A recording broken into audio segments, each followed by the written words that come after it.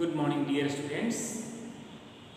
तो आज हम लोग हिंदी व्याकरण को ही आगे बढ़ाते हुए अगला चैप्टर पढ़ेंगे, पाठ संख्या 13 शब्द भंडार।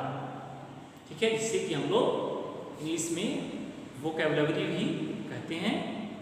ठीक है, तो जानेंगे कि शब्द भंडार है क्या। ठीक है, क्योंकि हिंदी व्याकरण में या किसी भी लैंग्वेज सब्जेक्ट में ये शब्द भंडार जानना और उसके बारे में समझना बहुत जरूरी है। हिंदी बोलने के लिए, शुद्ध हिंदी बोलने के लिए, लिखने के लिए और समझने के लिए आपको शब्द भंडार जानना बहुत जरूरी है। ठीक है, तो किसी भी भाषा को गहराई से जानने के लिए जब तक आपके पास शब्दों का भंडार नहीं होगा, मतलब जब तक आप इस शब्द का अर्थ नहीं समझेंगे, तब तक आप ठीक से ना तो लिख सकते हैं, नहीं बोल सकते हैं। ठीक है, तो हमारा चैप्टर है शब्द भंडार। ठीक है, सिर्फ वोकैबुलरी। और आइए हम लोग देखते हैं कि सबसे पहला है कि एकार्थी शब्द। इसे भी इसमें बहुत से शब्द हैं, लेकिन पहले हम लोग पढ़ेंगे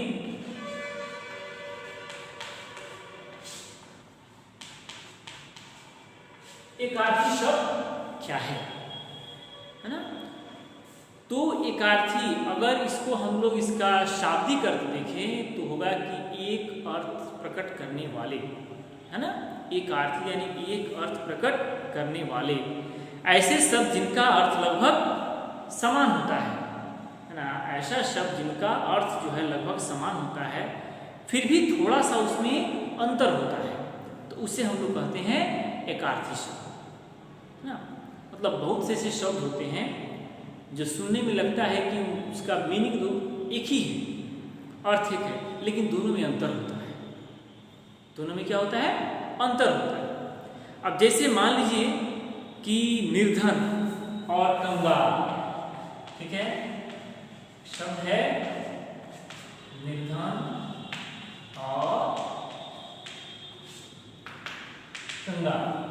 तो सुनने में लग रहा है कि दोनों का मीनिंग एक ही है, लेकिन दोनों में अंतर है। तो निर्धन का मतलब होता है कि नी जोड़ धन, है ना, कि जिसके पास धन की कमी हो, है ना, गरीब हो, तो उसको हम लोग कहते हैं ये निर्धन है। और कंगाल मतलब टुकड़ों टुकड़ों का मोहताज होना, यानी जिसके पास जो है न खाने के लिए भोजन है, न पहनने के लिए कपड़ा है, न रहने के लिए घर है, तो वैसे व्यक्ति को हम लोग कहते हैं कंगाल।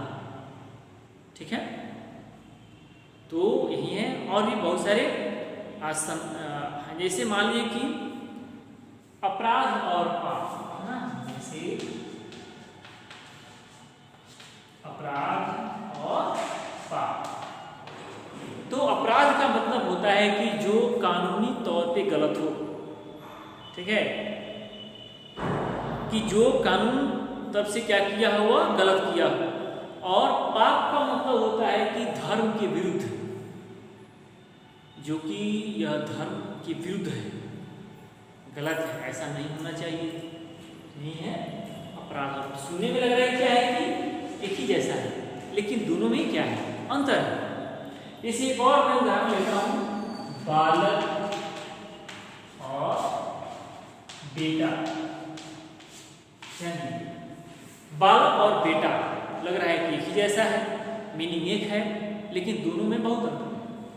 बालक का मतलब होता है कि वह दुनिया का कोई भी बालक है, चाहे अपना बेटा हो, चाहे किसी और का बेटा हो, वह अगर कोई भी बालक हो सकता है ना। लेकिन बेटा का मतलब है कि वह हम लोग अपने बेटा को ही कहेंगे।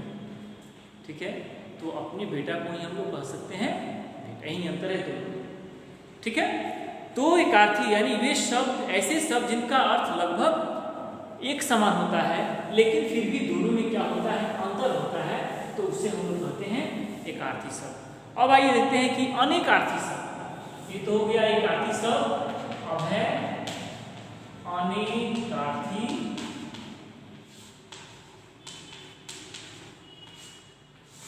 अनेकार्थी शब्द अनेक अर्थ प्रकट करने वाले शब्दों को अनेकार्थी शब्द कहते हैं।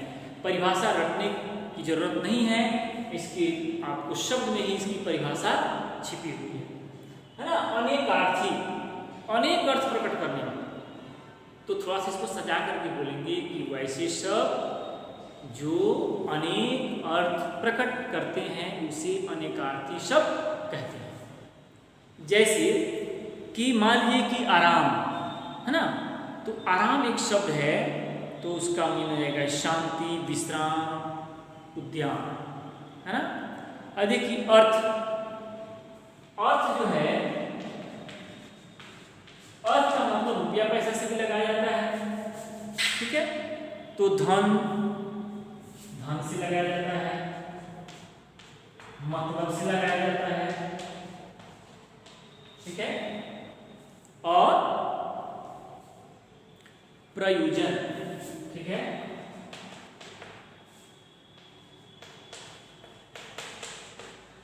प्रयोजन से लगाया जाता है, ठीक है। तो ये अर्थ जो है क्या है, तो यही है अनेकार्थी शब्द। तो अनेक अर्थ प्रकट करने वाले शब्दों को हम क्या कहते हैं, अनेकार्थी। जैसे आम, आम एक शब्द है ना, तो आम एक फल है, एक फल होता है, इसका मतलब आम का मतलब होता है साधारण, ठीक है। तो शब्द एक ही है, लेकिन आवश्यकता अनुसार उसका अर्थ क्या हो जाता है, बदल जा रहा है, ठीक है। अब देखेंगे पर्यायवाची शब्द, ठीक है। पर्यायवाची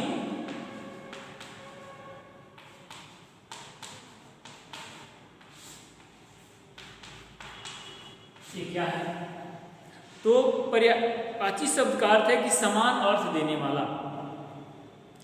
तो हिंदी भाषा में कई शब्द ऐसे हैं जिनकी मात्राओं और उच्चारण में अंतर होने पर भी वह किसी एक विशेष शब्द का ही बोध कराते हैं।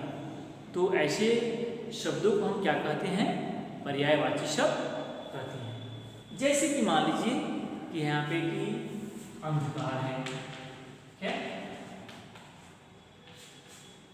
अंधकार, तो अंधेरा, तम, तिमिर, तमीज इत्यादि। विद्या, जैसे मान लीजिए स्कूल, विद्यालय, शिक्षालय, है ना, तो विद्या मंदिर, तो ये सब क्या है, इसके पर्यायवाची शब्द हैं। यानी एक ही शब्द की विभिन्न क्या है उसका अर्थ है, ठीक है। तो हिंदी भाषा में कई ऐसे शब्द हैं जिनकी भाषाओं और उच्चारण में अंतर होने पर भी वह किसी एक विशेष भाषा का ही क्या कराता है, बोध कराता है। तो इस प्रकार से समान अर्थ देने वाले शब्दों को क्या कहते हैं, हम पर्यायवाची शब्द कहते हैं। तो आपके किताब में बहुत सारा शब्द दिया हुआ है पर्यायवाची शब्द, पेज नंबर 82 और 83 में, उसे आप लोग जरूर याद कीजिएगा, ठीक है। तो अभी हम लोगों ने देखा अनेकार्थी शब्द, ठीक है। उसके बाद में हमने देखा एकार्थी शब्द, एकार्थी शब्द, अनेकार्थी शब्द और पर्यायवाची शब्द। कंफ्यूज नहीं होना है बिल्कुल। अनेकार्थी जो अनेक अर्थ प्रकट करता है, एकार्थी शब्द जो ऐसा तो लगता है कि दोनों का अर्थ एक ही है, लेकिन वह अर्थ जो है क्या होता है, दोनों का भिन्न होता है। ऐसे शब्द जिनका अर्थ लगभग समान होता है लेकिन दोनों में क्या होता है, अंतर होता है, तो उसे हम लोग कहते हैं एकार्थी शब्द। उसके बाद है पर्यायवाची शब्द, यानी एक ही शब्द के विभिन्न अर्थ प्रकट करने वाले शब्दों को हम क्या कहते हैं, पर्यायवाची शब्द कहते हैं। अभी इसके आगे भी है, बहुत सारा है। अनेक शब्दों के लिए एक शब्द विलोम शब्द, ठीक है। तो श्रुति सम भिन्नार्थक शब्द से हम लोग अगली वीडियो में नेक्स्ट क्लास में हम लोग पढ़ेंगे।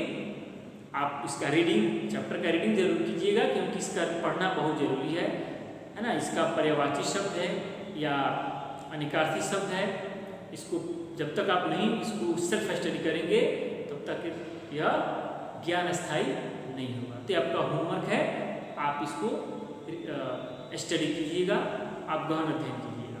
Thank you, God bless.